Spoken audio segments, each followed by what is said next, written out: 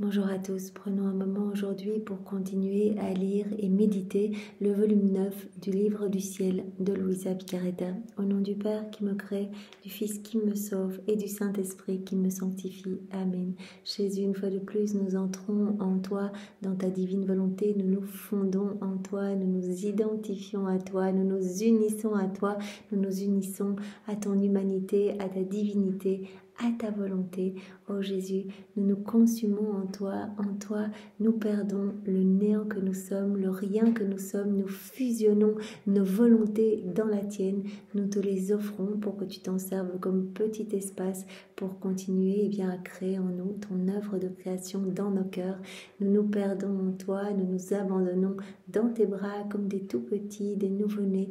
Nous voulons à chaque instant te dire ce que tu veux, nous le voulons nous aussi, que ta volonté soit faite, que tes plans d'amour, que tes desseins d'amour s'accomplissent dans ma vie et dans la vie de tous mes frères. Seigneur, nous te serrons fort contre nos cœurs et nous voulons te dire que nous t'aimons, nous voulons t'adorer, te louer, te bénir, te glorifier, t'honorer, te remercier, t'embrasser, te serrer, le tout avec ta volonté à toi, au nom de tous les hommes de tous les temps, en réparation pour tous ceux qui ne croient pas en toi, qui ne t'aiment pas, qui te tournent le dos, qui n'espèrent pas en toi, qui n'aiment pas ta maman, qui se moquent d'elle, en réparation pour toutes les paroles blasphématoires, tous les actes sacrilèges, pour tous les péchés des hérétiques, des infidèles, des schismatiques, des sectaires, de tous ceux qui se débaptisent, de tous tes enfants baptisés qui te connaissent à peine, qui ne vont même pas t'honorer le dimanche, qui ne baptisent même pas leurs enfants. Oh Seigneur, tant de froideur, tant d'ingratitude, tant de fermeture de cœur qui vraiment t'offense, qui blesse ton cœur et blesse le cœur de ta maman. Nous entendons te donner à chaque instant les actes opposés à ces offenses, Seigneur. Nous voulons être tes sentinelles d'amour et par chacun de nos actes te donner toute la gloire, tout l'amour, tous les honneurs que tu aurais dû recevoir des hommes s'ils n'avaient pas quitté ta divine volonté. Nous voulons également te donner toute la gloire que tu aurais dû recevoir des âmes perdues, des âmes réprouvées, si celles-ci n'avaient pas choisi toutes seules de te dire non. C'est un choix qu'on va avoir à faire à la fin de notre vie, oui ou non. Et ces âmes ont choisi de te dire non et de se décrocher de ton cœur pour aller se perdre. Alors on veut te donner toute la gloire que ces âmes auraient dû te donner. Si elles étaient restées unies à toi, si elles t'avaient dit oui Seigneur, si elles t'avaient donné toute leur vie, on veut te donner toute la gloire que tu aurais dû recevoir de chacun de leurs actes tout au long de leur vie.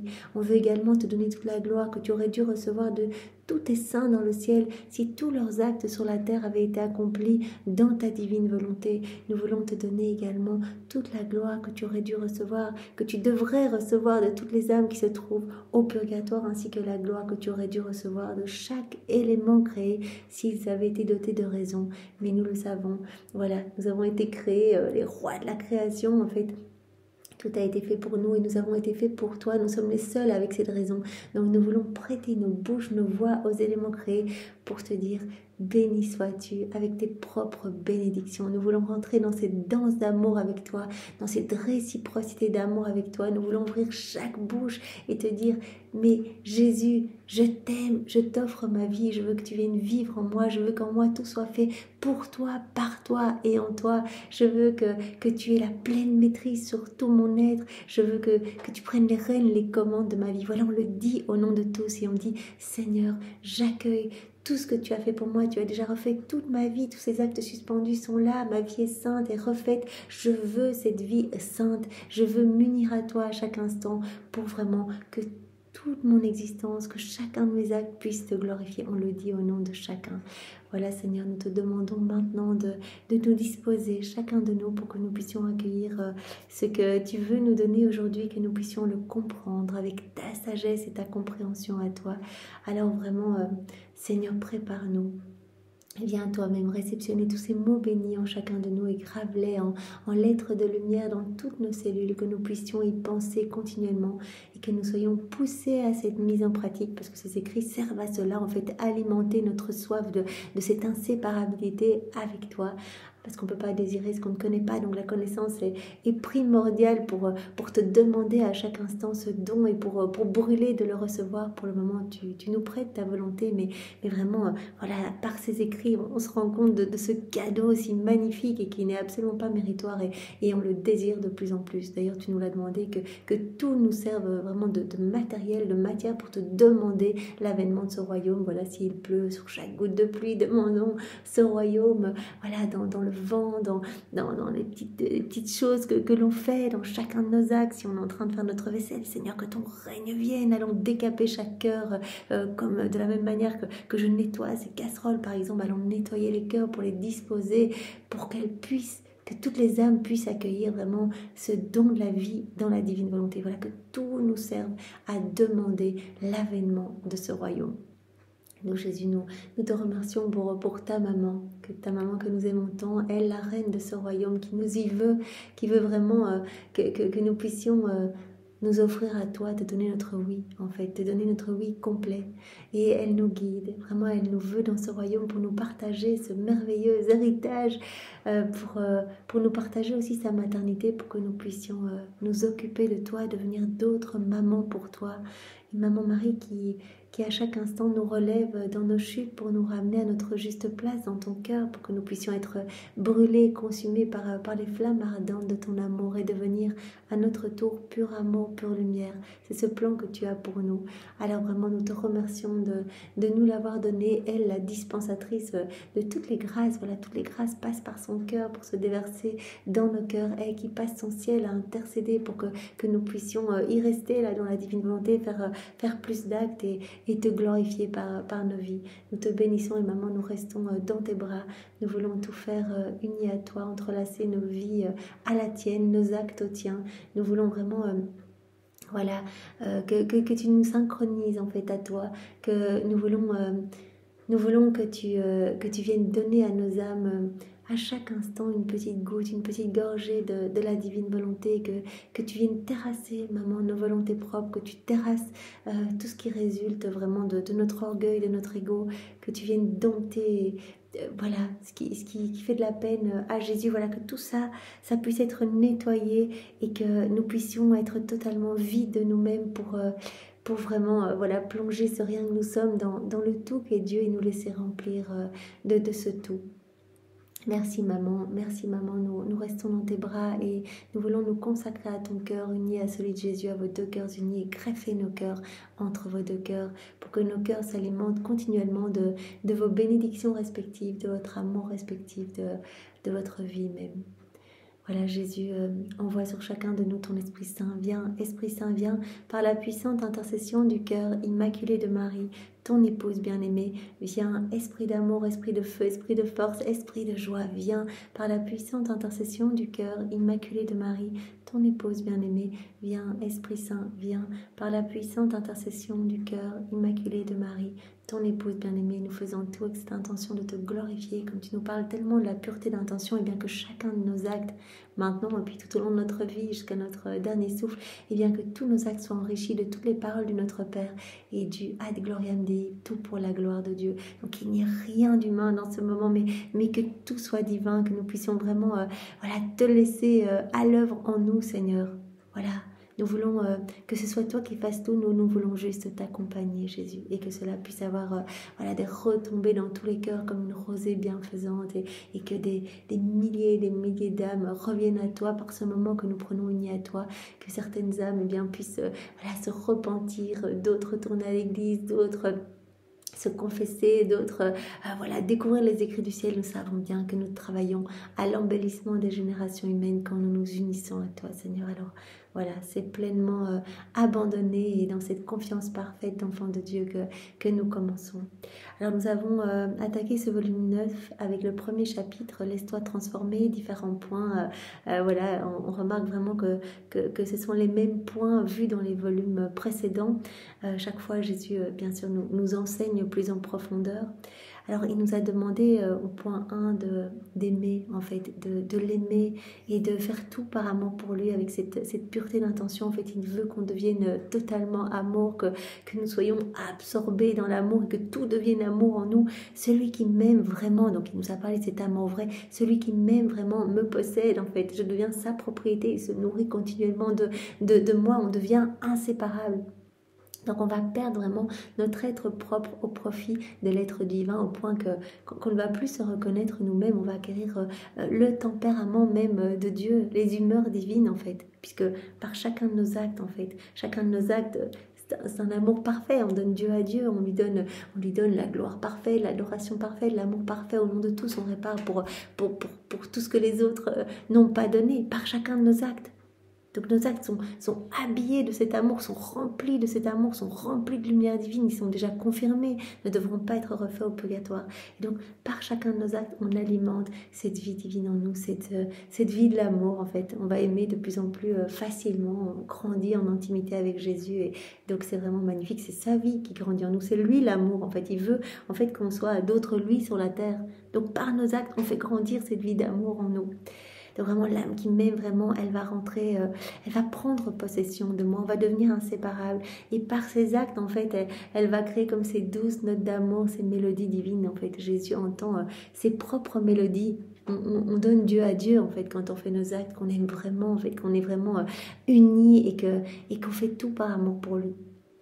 Et alors il nous a dit également que l'âme eh bien, qui allait l'aimer vraiment, faire tout par amour pour lui. Et l'amour vrai eh bien, se caractérise aussi par le sacrifice. Voilà, par chacun de nos actes, on sacrifie notre volonté propre au profit de la divine volonté. On la crucifie. En fait, Jésus veut vraiment qu'on meure à nous-mêmes. Et bien qu'il n'allait jamais laisser vaincre en amour. Donc chaque fois qu'on lui donne de l'amour, eh bien, c'est comme si le ciel s'ouvrait au-dessus de notre tête et on reçoit des torrents de bénédictions et de grâce. Donc vraiment, il y a ce déversement d'amour spécial sur notre tête à chaque fois qu'on l'aime. Donc un moment de méditation, un moment où on fait une réparation, un moment où, voilà, on fait nos petits actes du quotidien dans la divine volonté. Ça, c'est de l'amour parfait. C'est un amour parfait et divin quand on fait ça. On laisse la divine volonté se nicher dans nos actes, avec tous les attributs divins. Donc on offre tous les attributs divins au pied du trône de l'Éternel, au nom de tous. Et Jésus dit ça, je ne peux pas me laisser vaincre en amour. Donc on redouble encore cet amour. Donc il y a tellement de choses qui se déversent sur vous et sur toutes les âmes. Toutes les âmes vont recevoir quelque chose. Si elles ont le cœur ouvert, elles vont recevoir. Si c'est fermé, les grâces leur sont données, mais elles ne les reçoivent pas. Alors c'est comme si elles glissaient sur la paroi de leur indifférence, de leur fermeture de cœur. Alors Jésus nous a dit également, voilà, l'âme qui m'aime, qui s'unit à moi, eh bien elle va rentrer en moi. En fait, tout ce qu'elle fait par amour pour moi, ça rentre en moi et ça devient comme mes propres œuvres en fait.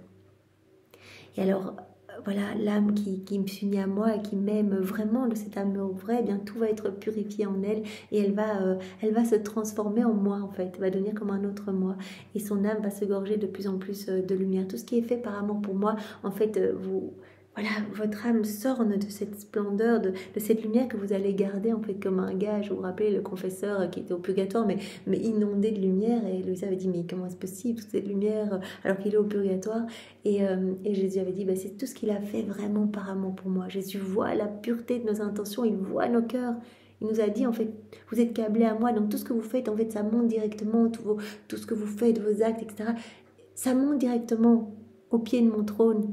Et ce qui est fait par amour pour moi, j'en fais mes délices, je m'en réjouis. Mais ce qui est fait pour vous, en fait, avec un petit intérêt personnel, pour le regard des autres, etc., en fait, ça me donne même la nausée. Donc faites tout par amour pour moi et votre âme se gorgera de plus en plus de lumière, en fait, que vous garderez pour l'éternité. Alors Jésus nous avait dit également, point 2, garde tes yeux fixés sur moi, donc ne te préoccupe pas des commérages, du qu'en dira-t-on, de ce qu'on pense de toi, voilà, tes yeux doivent toujours être fixés sur moi, donc ça correspond vraiment à ce que Jésus nous a déjà demandé plein de fois, continue ton envol, voilà, ne te laisse pas perturber par voilà, les personnes, etc. Tu dois te détacher des liens affectifs, tu dois te détacher des choses matérielles, tes yeux ne doivent être que sur moi, alors tu dois vraiment développer cette vie contemplative. Donc, que ta bouche ne s'ouvre que pour parler de moi et pour proclamer la vérité aussi. Comment laisser Jésus vivre en nous, continuer sa vie en nous, si on accepte des choses vilaines autour de nous, qu'on dit rien, voilà. C'était le professeur Tomasini qui prenait l'exemple vraiment de, voilà, si on a des enfants qui sont en couple, qui vivent ensemble mais sans être mariés, etc., eh bien on doit oser ouvrir notre bouche pour dire que cela n'est pas conforme à la volonté de Dieu.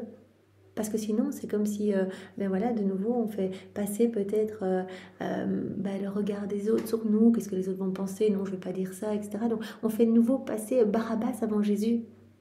Donc, si Jésus vit en nous, on doit avoir cette horreur du péché.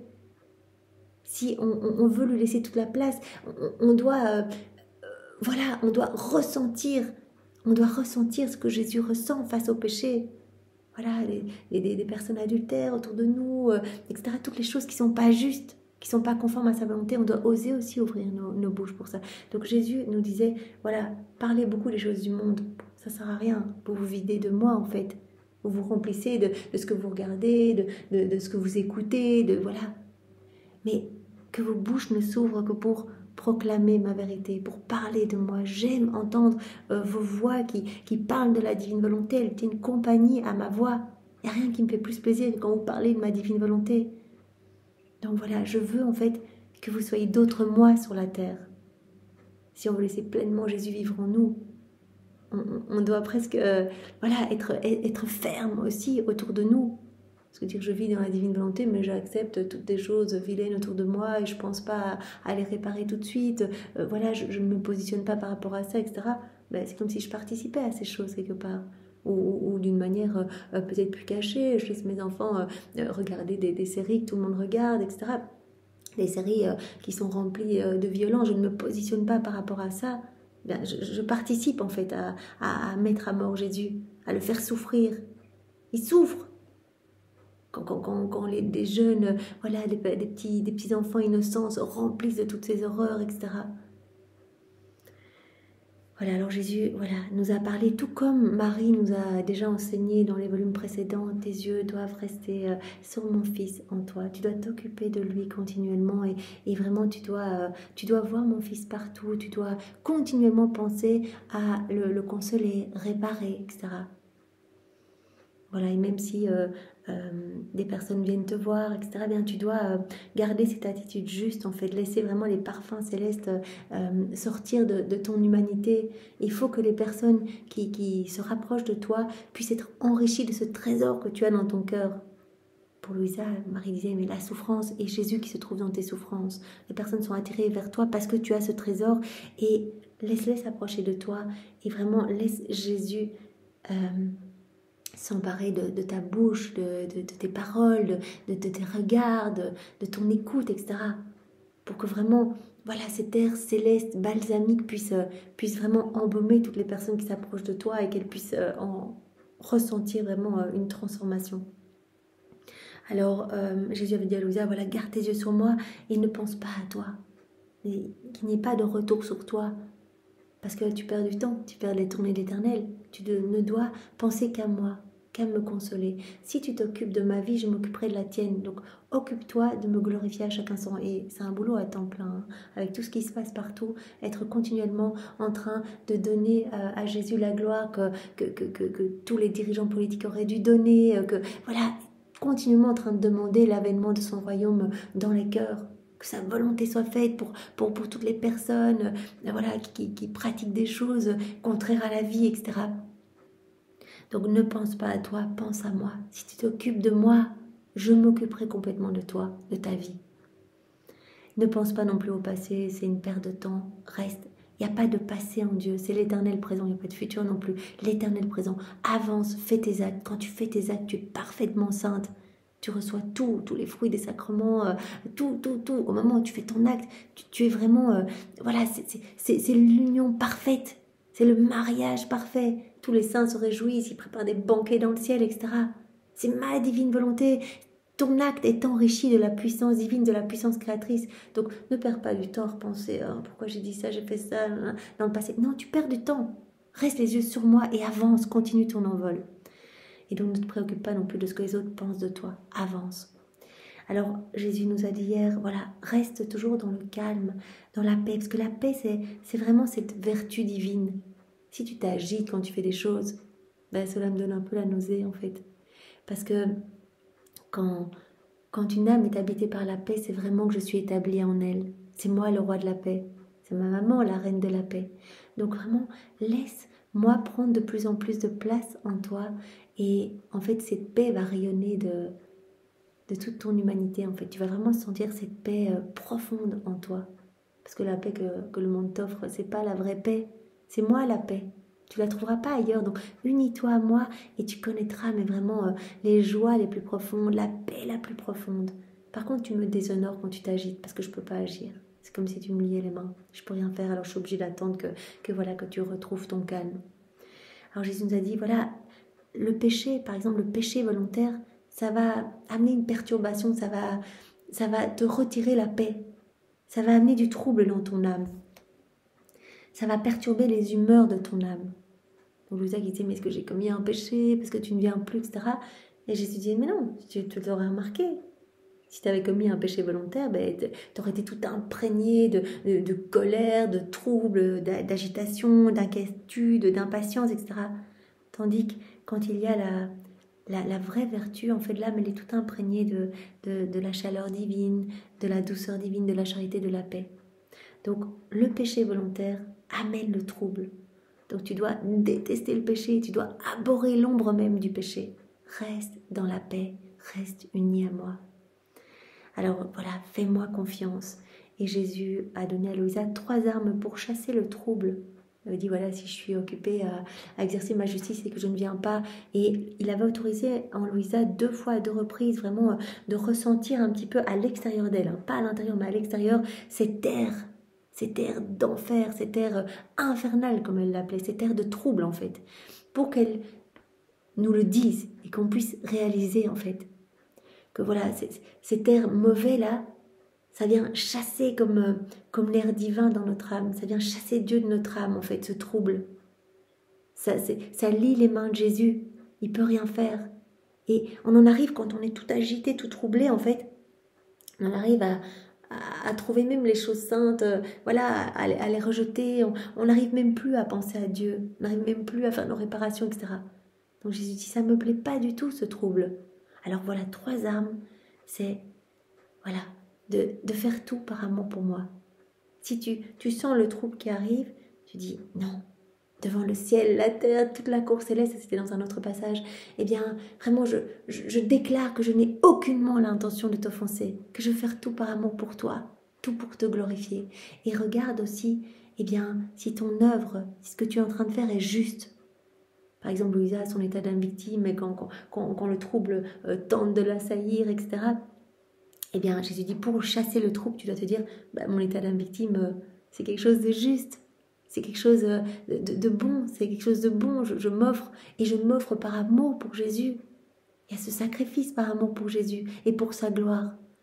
Donc voilà, je ne fais rien de mal. Je ne veux aucunement l'offenser par mon état.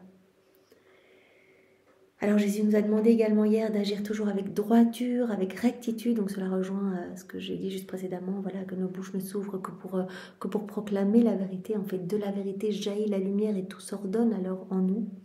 Agir avec rectitude change tout en lumière. Voilà, l'intention droite est lumière pour l'âme. Donc vraiment comme un soleil qui vient tout inonder de sa lumière. Et à part que le soleil ne peut pas changer les murs en lumière. Et ici, voilà, quand on agit avec cette intention droite, eh bien tout est changé en nous en lumière. Et alors on avait vu comme dernier point hier, accueille ma grâce, que tout ton être tende vers le bien. Alors, pour accueillir la lumière de ma grâce, il faut qu'il y ait le dépouillement en toi, il faut qu'il y ait un vide en toi, comme le soleil, voilà, il peut s'engouffrer, voilà, s'il y a une grotte toute sombre, eh bien, s'il y a des fissures, des portes, le soleil va pouvoir, la lumière du soleil va pouvoir s'engouffrer. Donc, il faut cette ouverture et il faut, au plus il y a de vide en nous, au plus la lumière va pouvoir nous remplir, comme la lumière du soleil, voilà. Et donc, Jésus nous avait dit, voilà, le vide, ça va se faire en vous par ce détachement complet des choses de la terre. L'humilité va être comme cette bêche qui va creuser ce trou, ce vide en vous. Et la confiance va être comme cette fenêtre par laquelle la lumière va pouvoir rentrer en vous, la lumière de ma grâce. Et la paix va être la gardienne de cette lumière et va faire croître cette lumière. Puis Jésus nous a dit, voilà, chaque vertu, c'est un ciel qui est acquis par l'âme. Alors dans le volume 12, voilà ce que j'entendais hier dans le volume 12, à la date du 4 juillet 1917. Jésus disait, c'est à travers les souffrances, mais aussi à travers tout ce qu'on fait de bien, qu'il y a cette union qui grandit avec moi, Jésus avait dit. Donc l'union grandit avec moi à travers tout ce que l'âme fait de bien. C'est comme tous des nouveaux liens, des nouveaux canaux de communication. Alors si on a pris tout ce temps pour répéter, c'est que toujours dans ce volume 12, voilà, j'y tombais aussi dessus, à la date du 15 décembre 1919, Jésus dit à Louisa, en fait ça me fait tellement plaisir quand tu répètes mes vérités, même quand tu te les rappelles. En fait, tu blesses mon cœur, en fait, je suis comme transpercée d'amour quand tu fais ça. Donc ça fait plaisir à Jésus. En fait, on mâchouille ces vérités, on lui montre que c'est important pour nous, qu'on veut vraiment les digérer pour vraiment qu'elles deviennent vivantes en nous, qu'on puisse y penser sans cesse et les mettre en pratique. Donc il lui dit justement à cette date, au volume 12, « Ma fille, quand tu répètes ce que je t'ai enseigné, je me sens blessée par mon propre amour. Quand je t'enseignais ces choses, je te blessais de mon cœur, de mon amour. Et quand tu me les répètes, tu me blesses à ton tour. Quand je te les enseignais, je te blessais de mon amour. Et quand tu les répètes, tu me blesses à ton tour. Même le simple fait de te remémorer mes paroles et mes enseignements, ça me blesse. » Et Jésus termine en disant, si tu m'aimes, blesse-moi toujours. Répète toujours mes paroles, parle de ma divine volonté partout, remémore-toi tout ce que je t'ai dit. En fait, c'est chaque fois comme si tu m'envoyais des flèches d'amour. Tu me blesses avec mon propre amour. C'est trop beau. Et bien voilà, donc aujourd'hui nous allons voir le point 6 de ce chapitre 1, accueille la croix avec amour. Donc vous voyez, dans chaque volume, Jésus nous parle de l'importance d'aimer, d'accueillir nos souffrances, les croix qui se présentent dans nos vies avec résignation, humilité et amour. Et d'unir toutes nos souffrances à celles de Jésus pour que nos souffrances portent les fruits de ses souffrances rédemptrices. Alors avec comme premier point, les souffrances sont comme des pierres précieuses qui ornent l'âme. À la date du 1er avril 1909.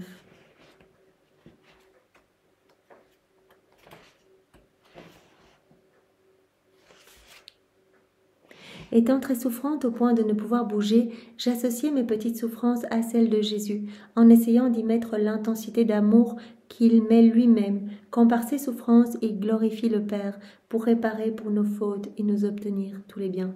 Elle unit ses souffrances à celles de Jésus, son amour à vivre ses souffrances à l'intensité d'amour de Jésus. Voilà.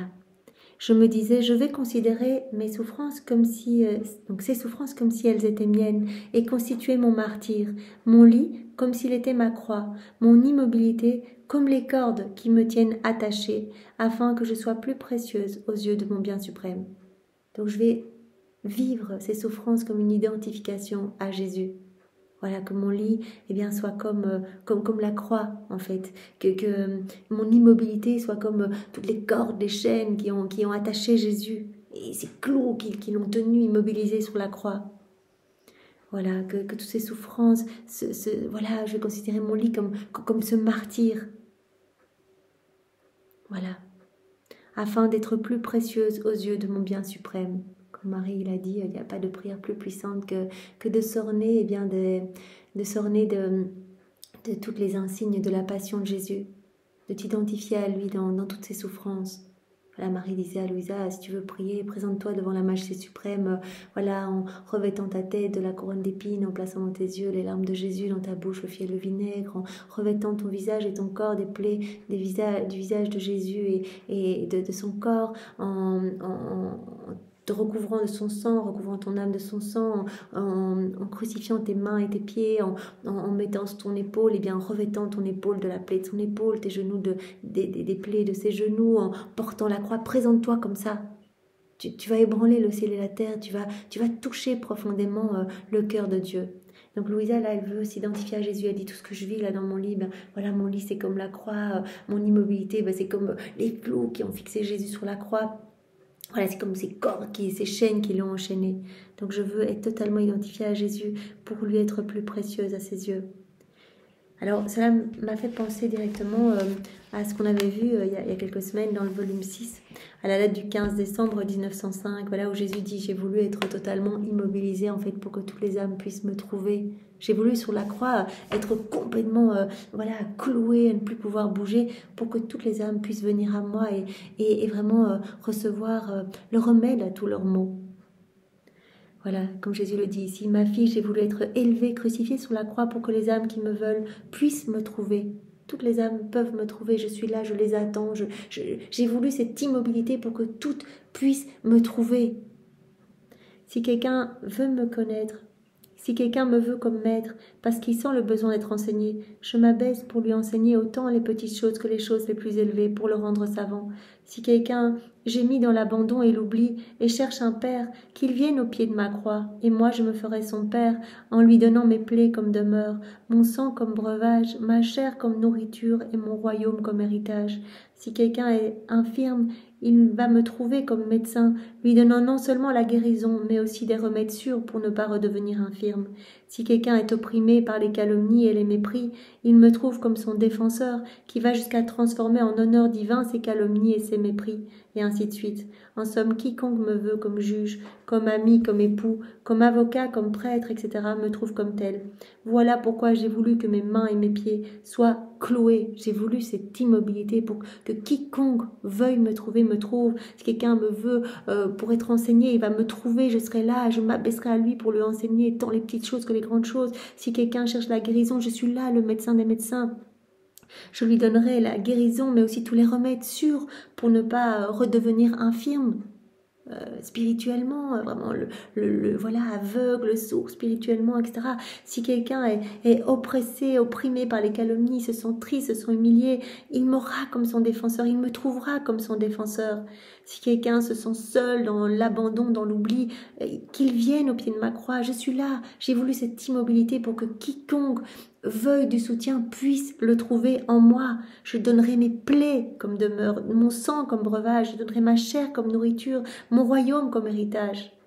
Voilà pourquoi j'ai voulu que mes mains et mes pieds soient cloués, pour ne m'opposer en rien à ce qu'on veut,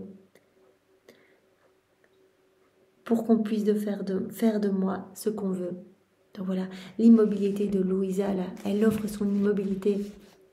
Et alors elle dit, voilà Seigneur, je suis identifiée à toi, moi je ne peux pas bouger, je suis clouée dans mon lit, voilà, je suis comme sur la croix, la clouée. Voilà, et j'unis mon sacrifice au tien. Et cela m'a directement fait penser justement à l'immobilité de Jésus, pour qu'on puisse sans cesse le trouver, là, Jésus qui a accepté voilà, d'être totalement crucifié, de ne pas pouvoir bouger là sur la croix, pour qu'on puisse venir à lui, qu'on puisse trouver tous les remèdes à nos maux en venant près de lui, en venant voilà, nous unir à lui, en venant au pied de sa croix, en venant nous abreuver de son sang. Voilà, donc elle offre ses souffrances, la Louisa, ce réflexe qu'elle a de tout offrir et de s'identifier à Jésus dans ses souffrances. Voilà. Mais les bourreaux, je ne les vois pas. Qui donc est le bourreau qui me déchire tant et me met en lambeaux, non seulement dans mon extérieur, mais dans le plus profond de mon être, tellement que ma vie semble vouloir éclater. Elle dit, voilà, je suis identifiée à Jésus, mais qui est mon bourreau là? Mon bourreau, c'est mon bien-aimé Jésus lui-même. Toutes ces souffrances ont été autorisées par Jésus pour quelque chose. Donc ces souffrances-là me viennent de Jésus. Jésus les a autorisées pour que je lui ressemble dans ces souffrances, pour que je grandisse dans cette ressemblance, pour que je grandisse dans cette, voilà, dans cette sainteté, pour qu'il continue sa passion à travers ces souffrances en moi. À ce moment, il me dit, ma fille, c'est moi ton bourreau. C'est un honneur très grand pour moi que je sois ton bourreau.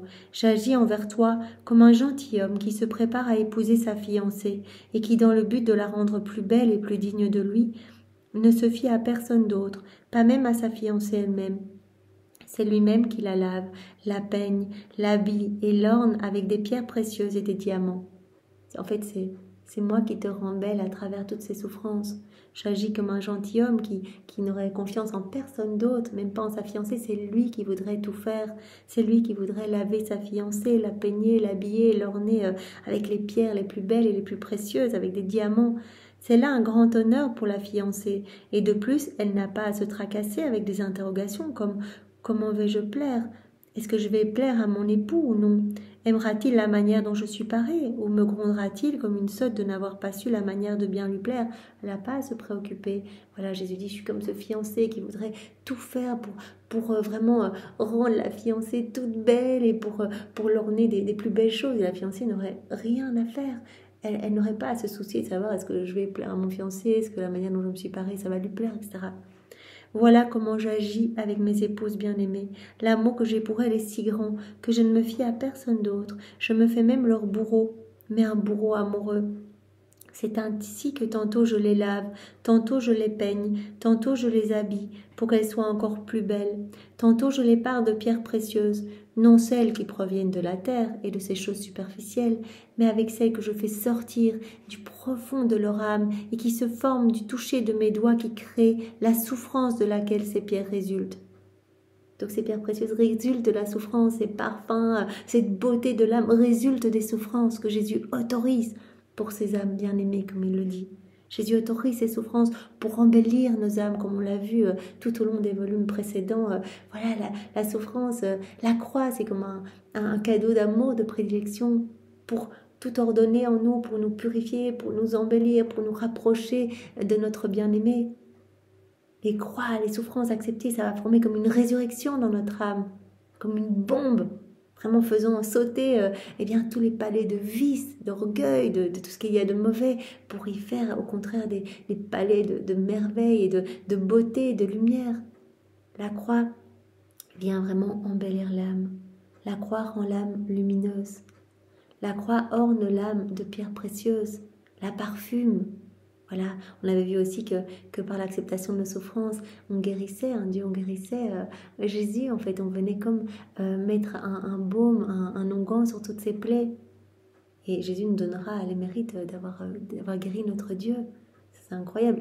Et aussi, on forme des pierres précieuses pour Jésus en acceptant nos souffrances. Vous vous rappelez cette grosse bague que Jésus portait, vraiment, il a dit, regarde les quelques jours de souffrance que tu as vécu les jours précédents, eh bien regarde tout ce que tu as formé comme pierre pour moi, une grosse pierre là avec des anneaux d'or qui s'entrelaçaient autour, etc. Et Jésus montrait ça fièrement à tout le ciel en disant, mais ça provient de Louisa, de ses souffrances vécues en union avec moi. Donc ici, par ce passage, Jésus dit, voilà, non seulement vous me faites plaisir, vous grandissez dans cette ressemblance avec moi, votre âme se purifie, s'embellit, mais je l'orne tellement de beauté, ça vous embellit tellement.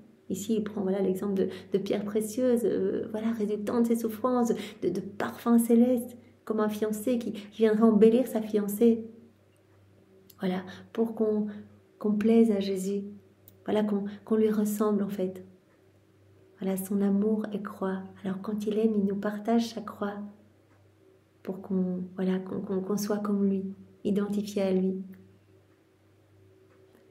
Mon toucher transforme en or leur volonté, laquelle laisse transparaître toutes sortes de choses magnifiques, les plus belles couronnes, les vêtements les plus magnifiques, les fleurs les plus odoriférantes et les mélodies les plus plaisantes.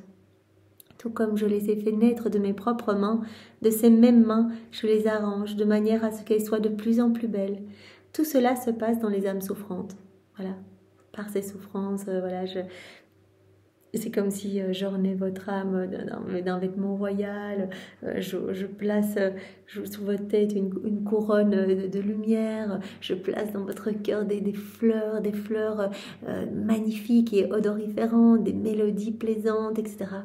Donc votre âme s'embellit, se purifie, s'ordonne en fait par ces croix, par ces souffrances que j'autorise pour vous. Donc on comprend bien que c'est vraiment un cadeau d'amour en fait. Jésus dit un cadeau de fiançailles. Si l'âme accepte, on va au mariage. Tout comme je les ai fait naître de mes propres mains, de ces mêmes mains, je les arrange de manière à ce qu'elles soient de plus en plus belles, ces âmes. Tout cela se passe dans les âmes souffrantes. Par conséquent, n'ai-je pas raison de dire que ce que je fais en toi est un très grand honneur pour toi? Elle dit, voilà, je t'offre toutes mes souffrances, etc. Elles se sont identifiées à Jésus, là, dans son lit paralysé, comme Jésus qui ne peut plus bouger sur la croix. Et elle dit, mais c'est qui mon bourreau à moi? C'est toi, Jésus, c'est toi le bourreau amoureux qui par ses croix et ses souffrances m'embellit. Et Jésus dit, oui, effectivement, c'est un honneur pour moi. C'est vraiment un honneur très grand d'être ton bourreau parce que par ces souffrances que j'autorise dans ta vie, eh bien, je te façonne et je te rends tellement belle. Et puis au plus on a de souffrance ici, au plus on aura de béatitude dans le ciel. Voilà, par toutes ces souffrances en fait forment de la lumière et on aura vraiment cette lumière pour l'éternité. Vous vous rappelez le jour de la fête de la croix, est-ce que c'était le jour de la fête de la croix glorieuse? Eh bien, Louisa avait vu dans le ciel que toutes les âmes qui avaient le plus souffert, donc les âmes victimes ou les martyrs, etc., eh bien, avaient des croix mais super lumineuses. Et Maman Marie, là, avec ses souffrances dans son cœur, en fait, toutes ces plaies dans son cœur formaient comme des canaux, en fait, des canaux de lumière, et cette lumière entrelaçait et venait darder la lumière de la Trinité. Et par ces canaux, elle recevait des grâces qui se distribuaient sur toutes les générations humaines, sur toutes les âmes en pèlerinage ici-bas, mais également sur tout le ciel. Donc voilà, tout se transforme en lumière, toutes les croix accueillies se transforment en lumière et nous embellissent. Donc Jésus dit, c'est un cadeau, et c'est quelque part, c'est moi un peu ton bourreau croix amoureux, tu dois imaginer vraiment que par ces croix en fait que j'autorise, voilà, je t'embellis de pierres précieuses, de vêtements royaux, de fleurs, de mélodies célestes. Alors, deuxième point, les souffrances impriment ma sainteté dans l'âme, à la date du 5 mai 1909. C'est le passage juste après.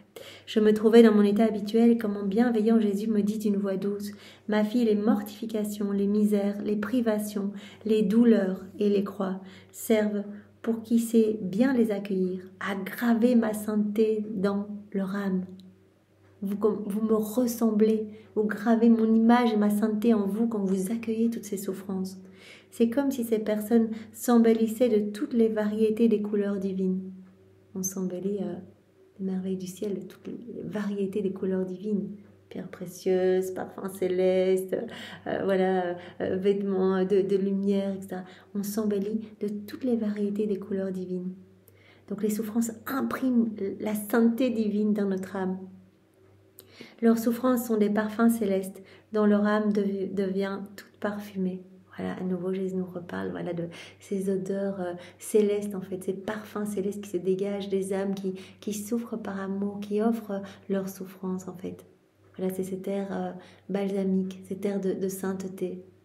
Parce que c'est pas quelque chose de naturel. Hein. Dans la nature humaine, on n'a pas tendance à rechercher la souffrance. On a plutôt tendance à la rejeter. Donc une âme qui accueille ses souffrances, eh bien, voilà, il y a quelque chose, il y a une touche divine. Il y a vraiment une touche divine et se dégage de cette âme quelque chose vraiment de céleste. Et c'est pour cela que Marie avait dit, c'est Louisa, si toutes les âmes viennent à ton chevet, elle dit, mais pourquoi je ne demande personne, je préfère être seule. Et Marie avait dit, mais c'est parce qu'elles sont attirées. Il y a quelque chose qui se dégage de toi, elles sont attirées par le trésor que tu as en toi. Le trésor qui est la souffrance. Et Jésus qui se trouve dans cette souffrance. Que Jésus se trouve dans toutes les souffrances. Jésus dit c'est comme un fruit épineux et si vous prenez le temps d'enlever eh bien cette grosse coque épineuse, je suis dans chaque souffrance. Alors point 3, la croix rapproche l'âme de moi. La croix purifie l'âme et rapproche l'âme de moi. À la date du 6 novembre 1909.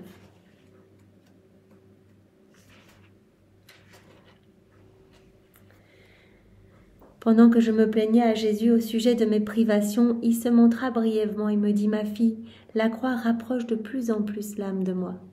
Souffrance accueillie, les souffrances rejetées, Jésus dit, en fait c'est dommage, parce que c'est comme des pierres précieuses que je vous donne. Ça, c'était vraiment l'image qu'on avait eue dans un autre volume, hein. Jésus qui avait un gros carquois avec des pierres précieuses et il jetait des pierres précieuses, c'était les croix, les souffrances.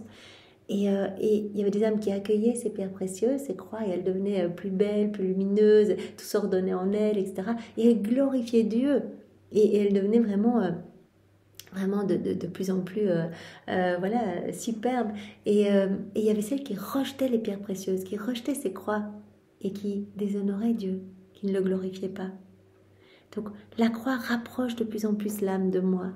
Elle se rapproche de moi. Elle va s'identifier de plus en plus à moi par ses croix. Elle colle à moi à la croix. Ces privations dont tu souffres te font planer au-dessus de toi-même, car en ne trouvant pas en toi celui que tu aimes, tu n'as plus de goût pour la vie. Tout autour de toi t'ennuie et tu ne trouves rien sur quoi t'appuyer. Donc cette douleur-là que Louisa ressent, c'est la plus grosse de ses souffrances, hein, parce que la paralysie, être dans son lit, etc., ça ne la dérange pas. Elle dit c'est qu'une paille, ça c'est rien du tout, c'est qu'un baiser de ton amour. Mais ce qui vraiment la fait le plus souffrir, c'est quand Jésus ne se montre pas. Ça vraiment, elle vit une mort. Et Jésus a dit, oui, ça c'est un martyr d'ordre divin. En fait, moi je souffre tellement quand des âmes s'écartent de mon cœur, vont se perdre, ne veulent pas de moi, prennent le chemin de la perdition, etc., que je te partage là. Parce que ce que toi tu vis là, c'est un martyr divin. Donc ce martyr divin, ces souffrances divines, en fait, rencontrent mes souffrances. Elles s'entrelacent.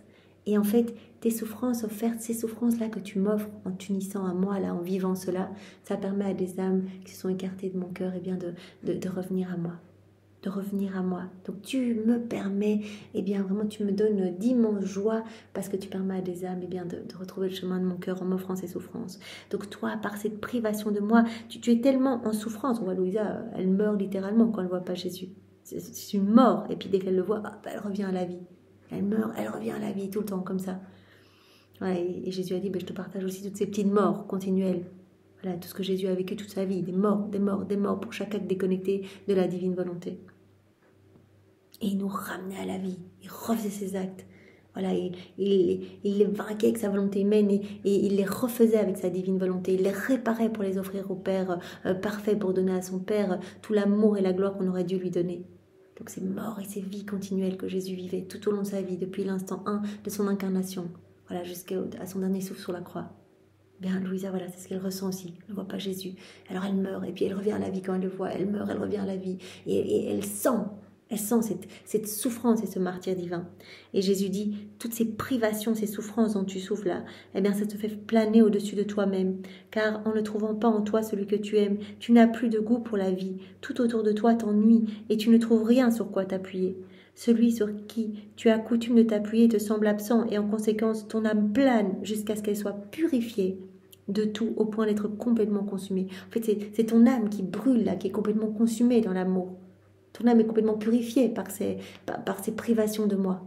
Et Jésus élargit ça à toutes nos petites souffrances du quotidien, si petites, grandes soient-elles, peu importe. Cela nous purifie, cela nous consume dans l'amour, quand elles sont accueillies et vécues en union avec Jésus. Après, ton Jésus te donnera le baiser final et tu te retrouveras au ciel. N'es-tu pas contente ? Donc voilà, Jésus nous a dit ici, la croix rapproche l'âme de moi, elle la purifie. Et au point 4, la croix apporte à l'âme de la lumière et de la douceur, si on la regarde donc d'un point de vue divin, à la date du 20 novembre 1909. Me trouvant dans mon état habituel, mon doux Jésus vint brièvement et me dit, « Ma fille, celui qui considère la croix d'un point de vue humain la trouve boueuse et par conséquent lourde et amère. » Ah oui, si on regarde la croix d'un point de vue humain, on regarde Louisa dans son lit, là, qui ne mange pas, qui voit personne, qui est paralysée, on dit, mais c'est affreux comme vie. Point de vue humain, le monde, il est dirigé par le prince de ce monde, Satan. Tout est tentation, tout est jouissance immédiate, etc. Donc on dit, oh, si on regarde la croix, on ne la veut pas. C'est affreux, on regarde ce fruit épineux, on ne le veut pas. Voilà, quiconque regarde la croix d'un point de vue humain va la trouver boueuse et par conséquent lourde, amère. On la regarde sans Dieu, là, on n'en veut pas, on la trouve boueuse, difficile, lourde, écrasante. Par contre, celui qui considère la croix d'un point de vue divin la trouve pleine de lumière, légère et douce. Voilà, on s'unit à Jésus et on considère la croix d'un point de vue divin.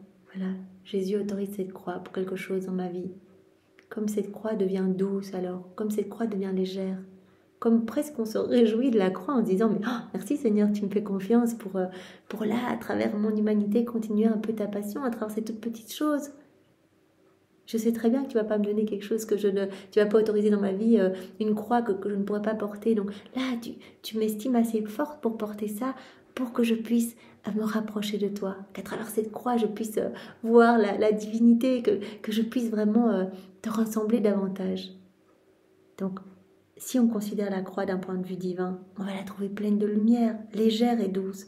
En regardant la vie d'un point de vue humain, on est dépourvu de grâce, de force et de lumière, et par conséquent on en vient à dire des choses comme « Pourquoi cette personne m'a-t-elle fait du tort ? Pourquoi cette autre m'a-t-elle causé ce chagrin ? M'a-t-elle calomnié ? Pourquoi ?» Tous ces pourquoi Jésus nous a dit dans le volume précédent. Vous avez vu, accueille tes croix, adore en silence les dispositions divines, arrête de poser des questions. Tu n'auras pas de réponse ici-bas. De toute façon, tu comprendras ces croix dans le ciel. Tu comprendras pourquoi j'ai autorisé ça dans le ciel. Mais tout n'est qu'amour. Tout n'est qu'amour. Donc, arrête avec ces pourquoi.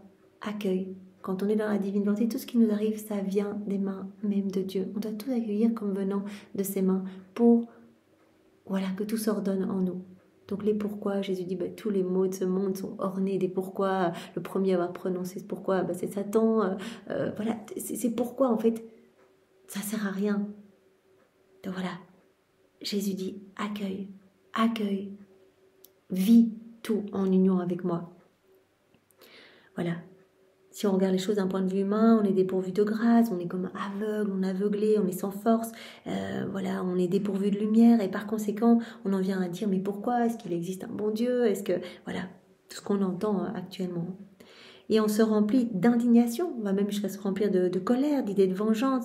Et ainsi, la croix, elle nous paraît complètement boueuse, sombre, lourde, amère. On n'en veut pas de cette croix. Mais pourquoi moi ?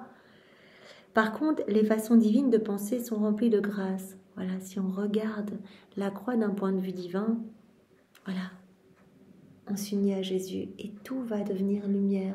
Nos sens vont se désobstruer, on va accueillir, on va comprendre, on va adorer ce que Jésus veut pour nous, ses dispositions divines. On ne va pas se plaindre. D'ailleurs, dans une des lettres de Louisa, c'est très beau, elle recommande, en fait, c'était une religieuse, ou je sais plus, elle recommande à cette religieuse ou à cette personne d'accueillir vraiment ses croix, justement. Elle dit, mais en fait, les anges sont en train de collecter toutes ces pierres précieuses pour te préparer une couronne pour dans le ciel. Mais si tu te plains, que tu gémis, que tu poses des questions, que tu te rebelles, en fait, tu ornes ces pierres précieuses de boue, en fait, tu les recouvres d'horreur, etc. Donc tu perds, en fait, les bienfaits de la croix. Tu perds cette opportunité de t'unir et de grandir en intimité avec Jésus. Donc les façons divines de penser sont remplies de grâce, de force et de lumière, et par conséquent, on n'a pas le goût de dire « Seigneur, pourquoi m'as-tu fait cela ?» Au contraire, on s'humilie, on se résigne, et la croix devient légère et apporte à l'âme de la lumière et de la douceur. Donc voilà, regardons tout d'un point de vue divin, et vraiment accueillons avec beaucoup d'amour, beaucoup d'humilité. D'ailleurs, tous les saints, beaucoup de saints demandaient les croix. Louisa disait, mais la croix, la souffrance, c'est ma meilleure amie. Quand elle n'a pas de souffrance, elle dit, mais c'est pas possible, je veux ces souffrances. C'est ce qui fait mon état de victime, c'est que tu me partages ces souffrances, c'est d'être... voilà, que tu me partages tout ça, ta présence et les souffrances que tu me partages. Crucifixion, etc. Donc, elle dit, mais comment je vais faire pour vivre sans ces souffrances? Et elle disait aussi, d'ailleurs, quand tu me partages ces souffrances, tu es toujours là. Je sens vraiment cette intimité plus forte. Donc, voilà, les saints à travers les siècles, et ici notre sœur Louisa, qui est notre chef de file, eh bien, nous ont montré combien ils comprenaient en fait la beauté des croix, ce que la croix peut faire dans notre âme si on l'accueille vraiment avec amour et qu'on unit nos souffrances à celles de Jésus. Alors je vous propose de nous arrêter ici pour ne pas commencer un nouveau point. Donc on verra demain. C'est une vidéo un peu plus courte, mais comme ça on reste bien vraiment sur l'importance d'accueillir nos croix. Donc la souffrance qui va être, c'est comme des pierres précieuses qui ornent notre âme. Donc Jésus est comme ce bourreau amoureux qui veut vraiment nous embellir, nous façonner en fait par ses croix. C'est comme voilà, des outils en fait, ces souffrances pour vraiment travailler, émonder notre âme, pour qu'elle devienne vraiment voilà, magnifique. Alors la souffrance imprime la sainteté de Dieu en nous. Il y a des parfums célestes qui viennent par ces croix acceptées, bien qui viennent parfumer notre âme. La croix rapproche, nous a dit Jésus, l'âme de moi. Elle vient purifier l'âme et la rapproche davantage de moi. Et elle apporte à l'âme de la lumière et de la douceur. Mais Jésus donc nous appelle à accueillir ces croix et à les regarder d'un point de vue divin. Pas suivre le courant du monde, à rejeter toute souffrance, toute peine, etc. Non, c'est une chance, c'est une opportunité en fait. C'est vraiment, voilà, Jésus veut cela, autorise cela pour quelque chose. Voilà. Et dans la divine volonté, soyons dans ce total abandon. Merci Seigneur de tant nous éclairer, de tant nous guider à travers ces volumes. C'est vraiment que de la joie de les lire. Merci Seigneur, et avec tes propres remerciements, avec les remerciements de Maman Marie. Et pour te remercier de tout ce que tu opères, pour tout ce que tu opères dans nos vies. Pour ces écrits du ciel, pour te remercier de nous avoir donné Maman Marie et pour ton amour brûlant pour chacun de nous qui est manifesté partout, eh bien nous t'offrons ton propre amour. Voilà, nous reprenons tout ton amour qui se trouve dans chaque élément créé. Nous reprenons tout ton amour que tu as manifesté dans l'œuvre de la rédemption, tout ton amour dans chaque sacrement. Nous reprenons l'amour de ton Père, l'amour de l'Esprit Saint, votre amour trinitaire. Nous reprenons tous les actes de Maman Marie, ces soleils magnifiques, irradiants, tous les actes accomplis dans la divine volonté par Adam, dans son état d'innocence, par Louisa, par Marie bien sûr, par toutes les âmes à la suite de Louisa. On reprend également tous les actes d'amour de tous les saints de tous les temps que l'on refait dans ta divine volonté. Et voilà, tout cet amour, on le fait nôtre, on ajoute nos je t'aime. Voilà, on s'en remplit à ras-bord et on te redonne tout, Seigneur, au nom de tous, en réparation pour ceux qui ne t'aiment pas. Voilà, et on veut t'inonder de cet amour tout le temps, tout le temps, tout le temps. Et on veut gorger toute la création de cet amour en réponse à ton amour. Sois béni, Seigneur, au nom du Père et du Fils et du Saint-Esprit. Amen. Belle journée à tous, soyez tous bénis. Au revoir.